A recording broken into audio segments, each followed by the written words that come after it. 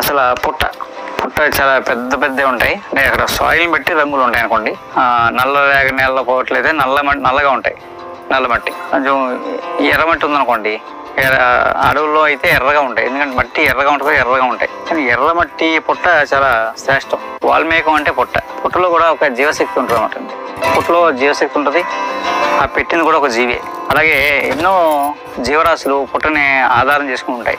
పుట్ట పెట్టింది చెద అయితే అవి పెట్టేసి వెళ్ళిపోయిన తర్వాత పాము వెళ్ళి అందులో దాక్కుంటుంది అన్నమాట. పాముకి నివాసంగా ఉంచుకుంటుంది పాము. అందుకని పాము పుట్ట పెట్టదు. చెద, చీమలు ఇలాంటి చెద ఎక్కువ పుట్ట పెట్టేదంతా చెదలు చాలా రకాలు ఉంటాయి.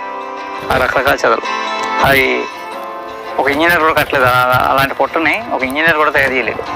మనకు ఇప్పుడున్న ఇంజనీరింగ్ మన అపార్ట్మెంట్లు కడుతున్నాం కదా, అసలు ఆ లోపల స్ట్రక్చర్, ఆ లోపల ఉండే భూమిలోంచి పుట్ట కట్టడం మట్టితోటి, ఎంత వర్షం తుఫాను ఏమొచ్చినా కరగవు, పూర్తిగా కరిగిపోతుంది. మరి అది ఎలా కరిగి ఎంత ఉంటుంది. ఇప్పుడు దాన్ని పాడు చేయకుండా ఉంటే ఎన్నేళ్ళైనా పుట్టలాగా ఉంటుంది. అది టెక్నాలజీ, వాటి ఇంజనీరింగ్ అన్నమాట. ఏంటంటే వాటి కూడా అమోఘమైన తెలివితేటలుంటాయి. ఏదైనప్పటికీ అవి చేసి ఆ లోపల నుంచి తీసుకొచ్చిన మట్టి ఆ పుట్ట కూడా ఎక్కడ దగ్గర పెట్టవు. ఆ మట్టిని సెలెక్ట్ చేసుకుని పెడతాయి అన్నమాట. ఆ చుట్టూ ఉండే చెట్ల వేళ్ళు, ఆ భూమి స్వభావం ఇవన్నీ కలిసి ఆ పుట్టలో కొన్ని ఔషధ గుణాలు ఉంటాయి, మెడిసినల్ వాల్యూస్ ఉంటాయి పుట్టలో.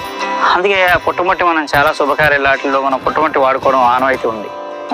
మన వైద్యపరంగా ఏంటంటే గిరిజనులు అయితే ఇప్పటికీ పుట్టమట్టితో తలస్నానం చేస్తారు.